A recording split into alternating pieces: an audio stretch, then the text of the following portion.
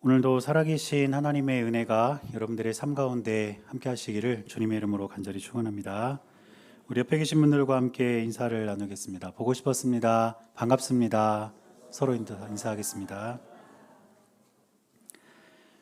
여러분 한 주간도 잘 지내셨죠? 네, 우리 이렇게 주일에 예배드리러 오셔서 이렇게 오랜만에 만나시는 분들이 계시면 서로 반갑게 인사하고 또 이렇게 맞이해 주셨으면 좋겠습니다. 그래서 보고 싶었습니다. 반갑습니다. 이 인사가 그냥 형식적으로 한 인사가 아니라 정말로 우리 교회 안에서 같은 형제 자매로서 그렇게 서로 인사를 나누고 또 서로 이렇게 축복하며 지낼 수 있는 우리 기뻐하는 교회가 될 수 있기를 바랍니다. 자, 오늘은 갈라디아서 세 번째 시간인데 제가 첫 번째 시간에 갈라디아 교회에 침투한 거짓 복음, 잘못된 가르침이 있었다 이렇게 말씀을 드렸습니다. 세 가지를 말씀드렸는데 아마 여러분 기억나시는 분들도 계실 거예요. 한번 기억을 떠올려 보시기를 바랍니다. 첫 번째 거짓 복음은 뭐냐면 우리가 율법주의라고 이름 붙일 수 있는 건데요. 내 힘으로 구원을 받을 수 있다. 그러니까 내가 율법을 잘 지키면 예수 그리스도의 복음 아니더라도 내가 구원받을 수 있다. 이렇게 가르치는 잘못된 가르침이 있었고요. 두 번째는 우리가 종교다원주의 이렇게 이름 붙일 수 있는 내용인데 이건 뭐냐면 어디에나 다 구원은 있다. 예수님만 우리를 구원하실 수 있는 게 아니고 어디에든 어떤 종교에든 다 구원이 있으니까 꼭 복음만 고집할 필요는 없다. 이런 잘못된 가르침도 있었습니다. 그리고 세 번째는 우리 시대의 인본주의 이렇게 이름 붙일 수 있는데요. 이건 뭐냐면 구원보다는 지금 내 삶이 더 중요하다. 내가 즐기고 내가 누리고 그렇게 살아가는 내 삶이 훨씬 더 중요하다. 이런 가르침이 있었습니다. 그런데 이 세 가지 잘못된 가르침 가운데 갈라디아 교회에 심각한 영향을 미치고 있었던 것은 율법주의였어요. 다시 말해서 율법을 잘 지키면 구원받을 수 있다. 굳이 복음을 듣지 않아도 된다. 이런 식으로 잘못 가르치는 사람들이 있었다는 겁니다. 그래서 바울은 이런 율법주의를 따르는 갈라디아 교회 교인들에게 강력하게 질책하는 것을 볼 수가 있습니다. 갈라디아서 3장 1절을 보면 바울이 이렇게 말합니다. 어리석도다 갈라디아 사람들아, 예수 그리스도께서 십자가에 못 박히신 것이 너희 눈앞에 밝히 보이거늘 누가 너희를 꾀더냐, 이렇게 말해요. 지금 우리가 읽은 성경에 보면 어리석도다 갈라디아 사람들아, 어떻게 보면 그냥 무난한 그런 표현처럼 들릴 수 있지만 이 말은 굉장히 강한 질책입니다. 너희들은 정말 어리석다. 왜 그렇게 어리석은 판단을 하냐. 이런 식으로 강하게 질책하면서 율법주의에 물들어가는 그 갈라디아 교회 성도들을 지금 바울은 책망하고 있는 것이죠. 이렇게 책망하는 이유는 한 가지입니다. 바울은 갈라디아 교회 성도들이 율법이 아니라 진리의 복음 안에서 바른 신앙, 바른 믿음을 가지고 살아가기를 원하고 있어요. 그렇기 때문에 그런 어떤 애정을 가지고 이렇게 강하게 책망을 하고 있는 것입니다. 그런 다음 바울은 율법과 믿음을 비교하면서 설명을 해 나갑니다. 더 정확히 말하면 율법과 복음을 비교하는 거예요. 그래서 오늘 본문의 23절을 보면 바울은 이렇게 설명합니다. 믿음이 오기 전에 우리는 율법 아래 매인 바 되고 계시될 믿음의 때까지 갇혔느니라. 믿음이 오기 전에라는 말은 예수 그리스도께서 오시기 전에, 복음이 우리에게 들리기 전에라는 뜻이에요. 그 전까지는 우리가 율법의 영향을 받고 율법의 지배를 받았다는 뜻입니다. 자, 그런데 24절을 보면 바울은 이어서 이렇게 설명합니다. 이같이 율법이 우리를 그리스도께로 인도하는 초등교사가 되어 우리로 하여금 믿음으로 말미암아 의롭다함을 얻게 하려 함이라, 이렇게 말합니다. 우리가 분명히 복음이 우리에게 들리기 전까지는 율법의 영향을 받고 있었지만 그 율법의 역할이 무엇이냐면 초등교사의 역할이라는 거예요. 이 율법이 그 초등교사의 역할을 함으로써 오히려 우리를 그리스도께로 인도하는 그런 역할을 할 뿐이었다. 이렇게 바울이 이야기를 하는 것입니다. 여러분, 이 말씀을 잘 이해하려면 초등교사가 어떤 사람인지를 우리가 먼저 살필 필요가 있습니다. 이 초등교사는 그 당시에 큰 저택에서 주인의 자녀들을 학교로 데려다 주는 사람이 초등교사였어요. 그러니까 이제 학교를 가야 될 나이가 됐는데 아직 어리잖아요. 그러니까 이 어린 아이가 학교까지 길을 잃지 않도록, 그리고 여러 가지 안전하게 이렇게 학교를 갈 수 있도록 보호해주고 그 길을 인도해 주던 사람이 누구냐면 초등교사입니다. 그러니까 그 집 안에서 살고 있었던 이를테면 종이죠. 그런데 이 초등교사가 그 주인집 아이를 학교로 데려다 주는 역할은 언제까지냐면 이 아이가 자랄 때까지만 하면 되는 거예요. 아직 어리니까 학교 가는 길도 잘 모르고, 학교 가서 뭘 해야 될지도 아직 잘 모르고, 공부하는 방법도 잘 모르고, 이러니까 처음에는 가르쳐 줘요. 그러나 시간이 지나고 이 아이가 자라면서 학교에 가서 뭘 배우는지, 학교로 가는 길은 어떤지, 또 길을 가면서 무엇을 조심해야 하는지, 이런 것들을 깨닫게 되면 초등교사는 더 이상 필요하지가 않다는 거예요. 율법이 바로 그렇다는 겁니다. 이전까지 율법의 역할은 초등교사의 역할이에요.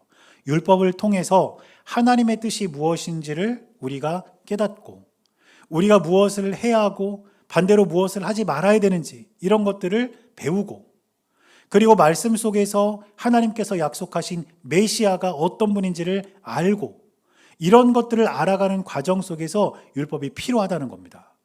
그런데 예수님께서 이 땅에 오시고 복음이 우리에게 들린 이후에 이제 더 이상 우리에게는 율법이 필요하지가 않은 거예요. 마치 장성한 아이에게 초등교사가 필요하지 않은 것과 마찬가지입니다. 그래서 바울은 25절에 이렇게 말합니다. 믿음이 온 후로는 우리가 초등교사 아래 있지 아니하도다. 예수님께서 우리에게 오셨고 진리의 복음이 전해졌으니 더 이상 우리는 율법에 매일 필요도 없고 율법을 지킴으로써 구원을 받는다는 잘못된 가르침을 따를 필요가 없다는 것이죠. 그래서 바울은 율법이 아니라 진리의 복음 안에서 예수 그리스도와 연합하는 삶을 살아야 된다. 율법의 메인 삶이 아니라 예수님과 연합하는 삶을 살아야 한다. 이렇게 바울은 이야기하는 것입니다. 그래서 바울의 논리는 복잡한 것 같지만 간단해요. 먼저 율법을 따르고 있는 사람들을 책망한 다음에 율법과 복음을 비교하면서 율법에 매이지 말고 복음을 따라 살아갈 것을 요청합니다. 그리고 복음을 따라 살아가는 삶은 결국 예수 그리스도와 연합하는 삶이다. 이렇게 결론 짓고 있는 것이죠. 여러분, 그러면 예수 그리스도와 연합한다는 게 어떤 의미일까요? 예수 그리스도와 연합한다. 이 말은 쉽게 말하면 우리가 예수님과 같은 편이 되는 겁니다.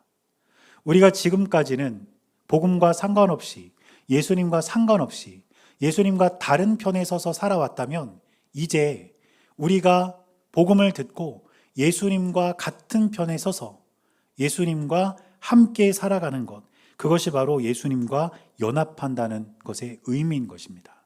그러므로 저는 우리 기뻐하는 교회 모든 성도님들이 무엇보다 예수님과 같은 편에 서 있는 여러분들이 될 수 있기를 바랍니다.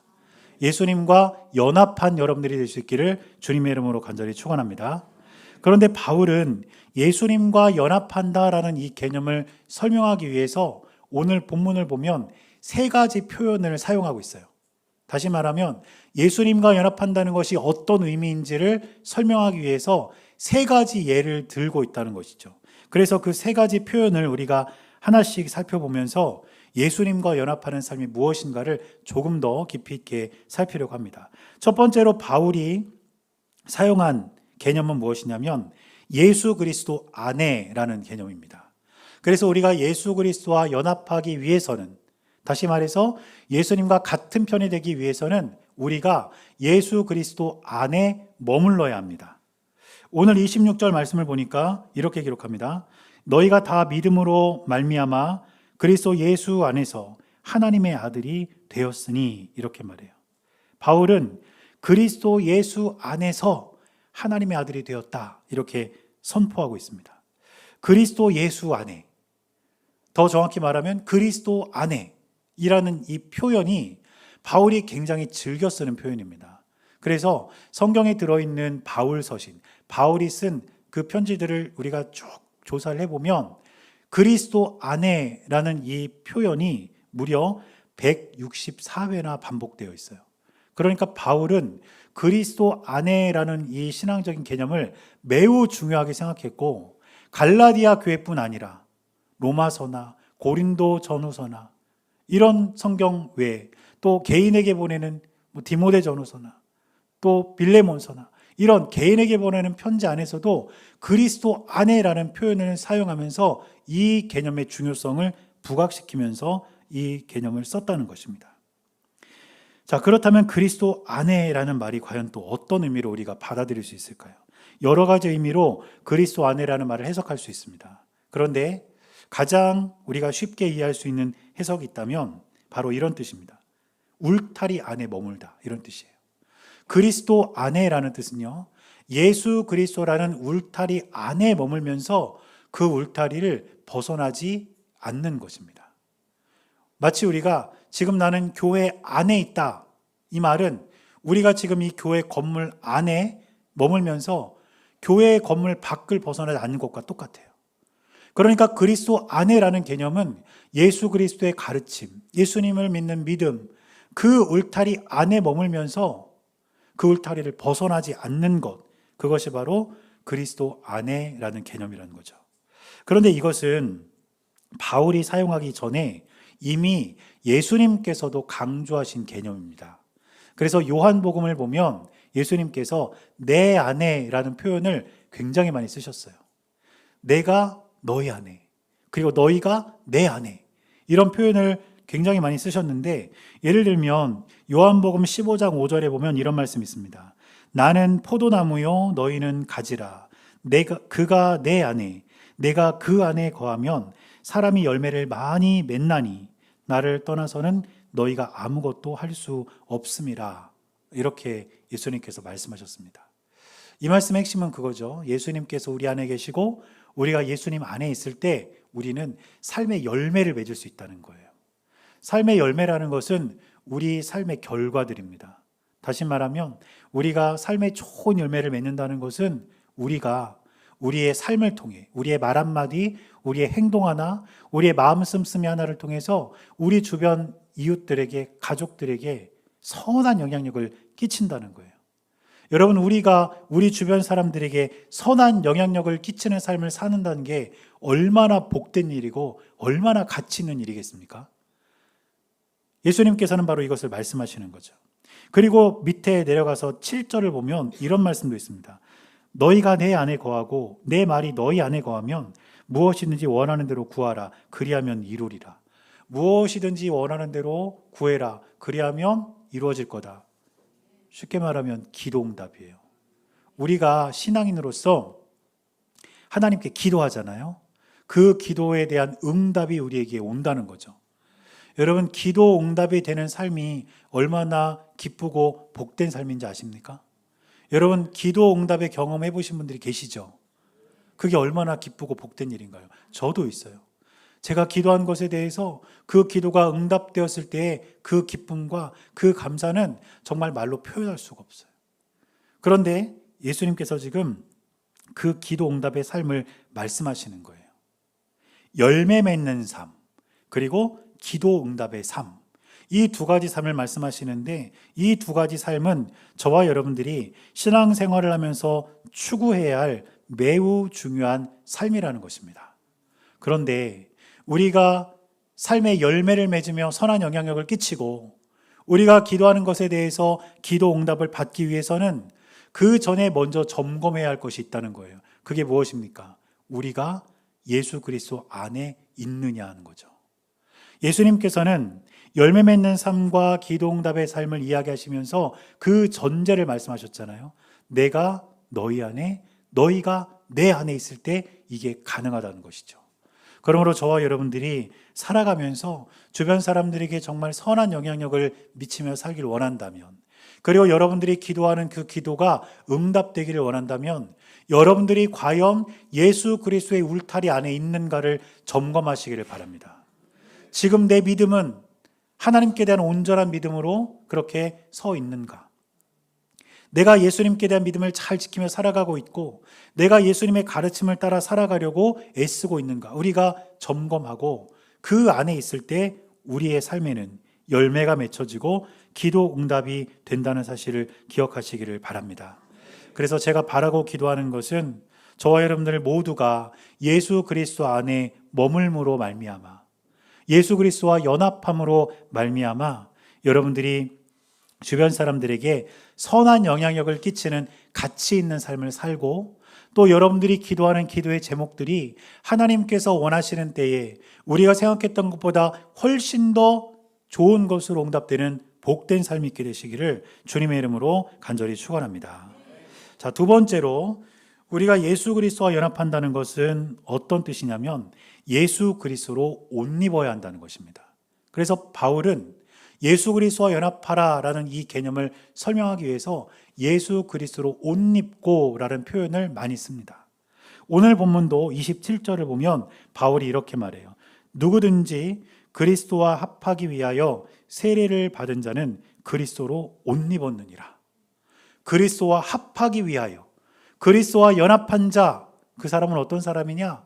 그리스도로 옷 입은 사람이다. 이렇게 이야기하고 있다는 것이죠. 여러분, 우리가 이렇게 옷을 입고 살잖아요. 그런데 우리가 입는 이 옷에는 두 가지 중요한 특징이 있습니다. 첫 번째 특징이 뭐냐면 우리가 어떤 옷을 입었을 때 때로는 그 옷이 우리가 누구와 같은 편인가 이것을 나타내주는 중요한 도구가 되기도 한다는 거예요. 지금 WBC 경기가 열리고 있습니다. 여러분 혹시 아시나요? 무슨 경기인지 아세요? 야구 경기예요. 야구 경기인데 야구 국가대항전입니다. 국가대항전. 그러니까 나라들끼리 서로 경기를 하는 거예요. 어제도 우리나라가 경기를 했습니다. 혹시 보셨어요? 네, 어디랑 했죠? 일본. 이겼나요? 졌나요? 졌다고 그러더라고요. 저도 이제 나중에 소식만 들었는데 아깝게 졌대요. 아깝게. 그런데 여러분 우리나라 그 선수들이 다 똑같은 옷을 입고 있잖아요. 국가대표 유니폼을 입고 있잖아요. 그런데 그 선수들이 원래부터 같은 편이었을까요? 아니에요. 그 선수들은 각자 자기가 속한 팀이 다 따로 있어요. 그런데 각자 다른 옷을 입고 어쩌면 얼마 전까지만 해도 작년까지만 해도 서로 상대방이 되어서 경기를 했던 그런 선수들이 국가대표 유니폼이라는 같은 옷을 입으면서 같은 편이 된 거예요. 옷은 서로 다른 편이었던 사람들을 같은 편으로 만들어줍니다. 여러분 이게 무슨 의미인지 아시겠습니까? 우리가 예수 그리스도로 옷을 입는다는 것은 예수님과 같은 편이 된다는 거예요. 우리가 이전에는 예수님을 믿지 않고 예수님을 모르고 그래서 세상의 가치를 따르고 세상 문화를 따라서 살았어요. 쉽게 말하면 세상 편이었어요. 죄의 편이었습니다. 악의 편이었어요. 그런데 내가 진리의 복음을 듣고 예수님과 연합하며 살기로 결단을 하고 이제 그리스도 예수로 옷 입었다는 건 나는 이제 예수님과 같은 편이라는 거예요. 마치 선수들이 다 다른 편이었다가 국가대표 유니폼을 입으면서 같은 편이 되듯이 우리가 예수님과 상관없이 살다가 그리스도 예수로 옷 입는 순간 우리는 예수님과 같은 편이 되는 것입니다. 두 번째 옷의 특징이 뭐냐면 옷은 때로는 그 사람의 정체성을 나타내 준다는 거예요. 옷 중에 제복이 있습니다. 제복. 예를 들면 군인, 경찰, 소방관 이런 분들이 입는 제복이 있어요. 그런데 그 옷을 입고 있는 걸 보면 누가 봐도 저분은 군인이구나. 저분은 경찰이구나. 저분은 소방관이구나. 다 알 수가 있어요. 옷이 그 사람의 정체를 드러내는 것입니다. 그리고 때로 반대로 옷은 그 옷을 입은 사람으로 하여금 옷에 걸맞은 사람이 되도록 만드는 힘이 있어요. 내가 만약에 군복을 입으면, 전투복을 입으면 나는 군인에 걸맞은 삶을 살아야 되는 거죠. 제가 21살 때인가 이제 군대를 갔어요. 군대를 가서 2년 2개월 열심히 군복무를 하고 전역을 했습니다. 제대를 하니까 이제 더 이상 군복을 안 입잖아요. 그래서 그냥 일반 옷을 입고 이제 학교도 가고 교회도 가고 이렇게 일상생활을 하는 거예요. 그런데 그렇게 일상생활을 하면서 일상복을 입고 살다가 보니까 한 1년인가 지나니까요, 뭔가 통지서가 하나 날라왔어요. 그 통지서가 뭔지 아세요? 예비군 통지서예요. 영장이 또 날라오면 안 되죠. 군대 갔다 왔는데, 그렇죠? 예비군 통지서가 날라왔어요. 그럼 예비군 통지서를 받고 예비군 훈련을 받으러 갈 때 저는 어떤 옷을 입어야 될까요? 군복을 다시 입습니다. 그 전까지는 일상복을 입고 일상생활을 살았지만 군복을 다시 입는 순간, 내가 예비군 훈련에 들어가는 순간 가서 사격도 하고 거기서 또 훈련을 받는 거예요. 옷이 나를 군인으로 만드는 거예요. 내가 어떤 옷을 입었냐, 이거는 그 옷에 걸맞은 사람으로 나를 바꾸는 것입니다. 다시 말해서 내가 예수 그리스도로 옷 입었다는 것은 내가 예수님을 닮은 사람, 진짜 그리스도인으로서 살아가도록 하는 책임감을 준다는 것입니다. 그래서 여러분, 예수 그리스도로 옷 입는다는 것은 바로 이겁니다. 내가 예수님의 편이 되는 것, 예수님과 같은 편이 되는 것, 그리고 내가 참 그리스도인답게 살아가는 것, 그것이 바로 예수 그리스도로 옷 입는 것의 의미라는 것이죠. 그래서 바울은 이 개념을 로마서 13장에서 자세하게 설명을 해놨습니다. 로마서 13장 12절을 보면 바울이 이렇게 말해요. 밤이 깊고 낮이 가까웠으니 그러므로 우리가 어둠의 일을 벗고 빛의 갑옷을 입자. 이 말씀을 오늘 설교 내용에 빗대어서 다시 한번 새롭게 해석을 하면 이런 거죠. 어둠의 옷을 벗고 빛의 옷을 입자. 어둠의 옷을 벗고 예수 그리스도로 옷 입자. 이겁니다. 그러면 어둠의 옷은 뭘까요? 어둠의 옷. 지금까지 사람들이 입고 있었던 어둠의 옷의 정체가 뭐냐는 거예요. 바로 밑에 13절을 보면 이렇게 기록합니다. 낮에와 같이 단정히 행하고 방탕하거나 술 취하지 말며 음란하거나 호색하지 말며 다투거나 시기하지 말고. 방탕, 술 취함, 음란, 호색, 다툼, 시기, 이것뿐이겠습니까? 교만, 위선, 여러 가지 더 많은 것들이 있겠죠. 이런 것들이 바로 어둠의 옷이에요. 예수님을 알기 전에는, 진리의 복음을 듣기 전에는 우리가 이런 세상의 문화를 따라서 이렇게 어둠의 옷을 입고 살고 있었다면, 이제는 그 옷을 벗고 예수 그리스도와 같은 옷을 입음으로 예수님과 같은 편이 되고 예수님을 믿는 그리스도인답게 살아가자. 이것이 바울이 갈라디아 교회 교인들에게 전하고 있는 그리스도와 연합하라는 말의 의미인 것입니다. 여러분, 그런데 이 말이 갈라디아 교회 교인들에게만 해당하는 것이겠습니까? 아니요.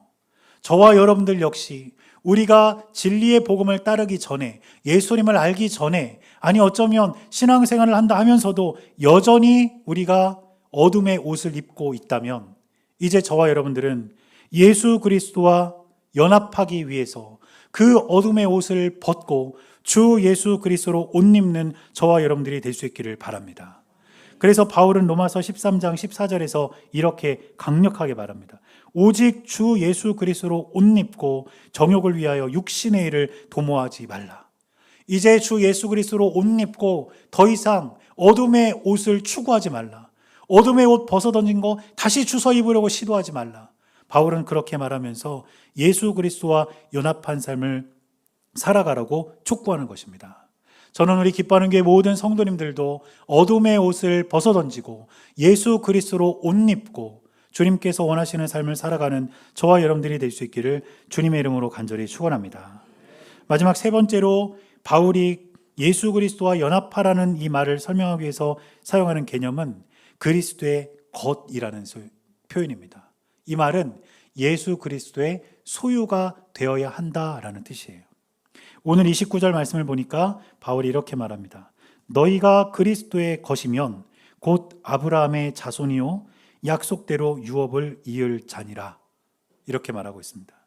지금 바울이 그리스도의 것이라는 표현을 쓰고 있는데, 다시 말하면 그리스도의 소유라는 거예요. 예수님의 것, 예수님의 소유라는 뜻입니다. 다시 말하면 예수 그리스도와 연합한다는 것은 예수 그리스도의 소유가 된다는 뜻이고, 예수 그리스도의 소유가 된다는 것은 하나님께서 우리를 책임져 주시는 존재가 된다는 것입니다. 여러분들도 여러분들이 소유하고 계신 물건들이 다 있으실 거예요. 차도 있고 TV도 있고 컴퓨터도 있고 여러분들의 소유가 된 물건들이 있죠. 그런데 여러분 그 물건들을 여러분들이 어떻게 사용을 하십니까? 내 소유면, 내 거면 내가 그것을 애지중지하게 되어 있어요. 차가 고장나면 고치고 뭐가 말썽이 생기면 다시 수리하면서 내 물건은 내가 가장 아끼고 가장 소중하게 다루면서 그것에 대한 책임감을 갖고 있는 겁니다. 우리가 하나님의 소유가 된다는 것 같은 뜻이에요. 하나님께서 우리를 책임져 주시고 우리를 하나님께서 애지중지 우리를 항상 보호하시고 지켜주신다는 것입니다. 그리고 이런 개념은 성경 전체에 흐르고 있는데 특별히 이사야 43장에 보면 이 내용이 매우 선명하게 기록되어 있습니다. 이사야 43장 1절에 보니까 이렇게 기록하고 있습니다. 야곱아 너를 창조하신 여호와께서 지금 말씀하시느니라. 이스라엘아 너를 지으시니가 말씀하시느니라. 너는 두려워하지 말라. 내가 너를 구속하였고 내가 너를 지명하여 불렀나니 너는 내 것이라. 너는 나의 소유야. 너는 내 거야. 이 하나님께서 말씀하시는 거예요. 그런데 하나님께서 너는 내 거다. 이렇게 말씀하신 뒤에 2절에 이렇게 말씀하십니다. 내가 물 가운데로 지날 때에 내가 너와 함께 할 것이다. 강을 건널 때에 물이 너를 침몰하지 못할 것이며 내가 불 가운데로 지날 때에 타지도 아니할 것이요 불꽃이 너를 사르지도 못할 것이다. 여러분 물과 불은 지금도 우리의 생명을 위협하는 매우 두려운 그런 존재지만 과거 고대 시대에는요 이 물과 불은요 사람에게 아주 큰 공포의 대상이었어요. 그런데 하나님 뭐라고 말씀하시는 겁니까? 너는 내 거야. 너는 나의 소유야. 내가 너를 나의 것으로 삼았어. 그래서 나는 이제 너를 보호할 거고 나는 이제 너를 지켜줄 거고 이제 나는 너를 책임질 거야. 이것이 하나님께서 자신의 소유된 백성에게 주신 메시지였어요. 그 하나님을 우리는 지금 믿고 있습니다. 그렇다면 하나님께서 수천 년 전 이스라엘 백성들에게 말씀하셨던 이 말씀이 저와 여러분들에게도 유효하다는 사실을 기억하시기를 바랍니다. 우리가 예수 그리스도와 연합하여 예수님의 소유가 된다면, 하나님의 것이 된다면 하나님께서는 저와 여러분들을 지켜주시고 우리를 보호하시고 우리와 함께 하시며 오늘도 우리와 동행하신다는 사실을 잊지 않는 우리 모두가 될 수 있기를 주님의 이름으로 간절히 축원합니다. 그런데 그렇게 하나님의 소유된 백성에게는요 한 가지 책임이 있어요. 베드로전서 2장 9절을 보면 베드로가 이렇게 쓰고 있습니다. 그러나 너희는 택하신 족속이요 왕같은 제사장들이요 거룩한 나라요 그의 소유가 된 백성이니 이는 너희를 어두운 데서 불러내어 그의 기이한 빛에 들어가게 하신 이의 아름다운 덕을 선포하게 하려 하심이라. 베드로가 말하는 것은 무엇입니까? 너희들은 하나님의 소유가 된 백성이다. 너희들은 하나님의 것이야. 그런데 너희가 하나님의 것으로서 하나님의 은혜만 받고 사는 것이 아니라 너희들이 해야 할 일이 있다. 그게 뭐냐면 하나님의 아름다운 덕을 선포하며 살아야 한다. 이 말씀을 세번역 성경에서 보니까 하나님께서 이루신 업적을 전한다 이렇게 되어 있더라고요. 하나님께서 이루신 업적, 하나님께서 이 세상 가운데 이루어내신 일들, 성경 속에서 하나님께서 행하신 일들, 또 개인적으로 하나님께서 나에게 주신 은혜, 하나님께서 나에게 주신 복, 이런 것들을 우리가 선포하면서 다른 사람들에게 증거하면서 살아가는 것, 이것이 그리스도의 소유된 자로서의 책임감 있는 삶이라는 것입니다. 저는 저와 여러분들이 그렇게 살기를 바랍니다. 우리가 하나님의 소유가 되어서 하나님의 은혜를 마음껏 누리고 또 그렇게 주신 은혜를 우리가 주변 사람들에게 증거하면서 선언하면서 살아갈 수 있는 우리 모두가 될 수 있기를 주님의 이름으로 간절히 축원합니다. 이처럼 바울은 율법과 복음을 비교하고 설명하면서 율법의 매인 삶이 아니라 진리의 복음 안에서 그 복음을 누리는 삶을 살라고 이렇게 이야기하는 거예요. 예수 그리스도와 연합한 삶, 즉 예수 그리스도 안에서 그 울타리를 벗어나지 않고 예수 그리스도로 옷 입고 예수님과 같은 편으로서 예수님을 닮은 삶으로서 살아야 된다. 그리고 예수님의 소유된 사람으로 살아야 된다. 이렇게 말하는 겁니다. 그렇게 말하는 이유가 있습니다. 율법의 핵심은 무엇이냐면요, 정죄입니다. 정죄가 뭘까요? 죄를 정하는 거예요. 말 그대로 율법, 그 법을 각 사람에게 들이밀면서 너 이거 안 지켰으니까 너 죄인이야. 너 잘못했어. 너 왜 그래? 이러면서 사람들을 자꾸 죄인으로 만드는 거예요. 그게 율법의 핵심이고 특징입니다.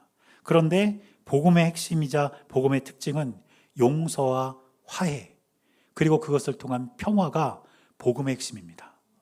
예수님께서 이 땅에 오셔서 우리의 죄를 용서하셨고, 그로써 우리와 하나님과 끊어진 관계를 화해시켜 주셨고, 그러므로 우리는 평화를 누리게 되었다는 것이죠. 이게 복음의 특징이에요. 여러분, 우리들의 삶에 있어서 율법을 따르는 삶을 살아간다면 피곤합니다. 사람들을 정죄하며 사는 거예요. 당신 이거 틀렸어. 이거 잘못했어. 이거 아니잖아. 이러면서 우리가 사람들에게 핀잔을 주고 다른 사람들을 정죄하며 살게 된다는 거예요. 얼마나 피곤하고 얼마나 힘들겠어요. 그러나 진리의 복음 안에서 예수 그리스도와 연합한 삶을 살게 된다면 그 삶은 용서하고 화해하고 평화를 이루어가는 삶이 될 수 있을 것입니다. 저는 우리의 삶이 율법을 따라 사는 삶이 아니라 복음을 따라 살아가는 삶이 될 수 있기를 주님의 이름으로 간절히 축원합니다. 그래서 예수 그리스도 안에서 예수 그리스도로 옷 입고 예수 그리스도의 소유된 하나님의 자녀로 사는 우리 모두가 될 수 있기를 주님의 이름으로 간절히 축원합니다.